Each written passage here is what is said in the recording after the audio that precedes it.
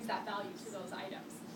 Hasan Uncle provides a platform like this for people to come together and share the information that they know. So this itself is a standing example of the contribution that Hasan Uncle has. My mom was very confused, but we're sitting in her business and she has a photocopy, a printing and photocopy shop, paper. She uses tons of paper and she goes through so many editing processes to make sure she doesn't make, because she does big orders, thousands and thousands of prints, and you need to put that time in to make sure that you're editing so that once you run it through, you're not wasting paper, you're not making, you don't have a lot of waste, you don't have to reprint all of those things. Also, the prints that do have errors in it, she will reuse those papers in any way that she can.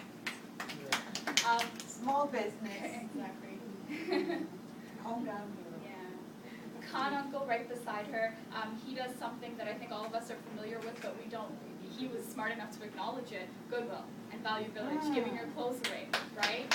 Totally. He buys lots of very expensive things that he doesn't even wear, doesn't even take the tags off of because he forgets he has it in his closet. And those brand name, wonderful, even if it's not brand name, even if it's something you bought and wore 5, 6 times and you give it away, he's giving someone else an opportunity, whether it's someone who can't afford other clothes or can't afford that same quality in a regular store, or if it's someone just smart enough to buy secondhand things like our next gentleman over there, who is smart enough to buy secondhand things when he knows he can't. Certain things you can buy secondhand, furniture you can buy secondhand, clothes that aren't too personal, that don't really touch you and get dirty, or any of those things, like things that you're comfortable with buying secondhand, you should go ahead and buy it.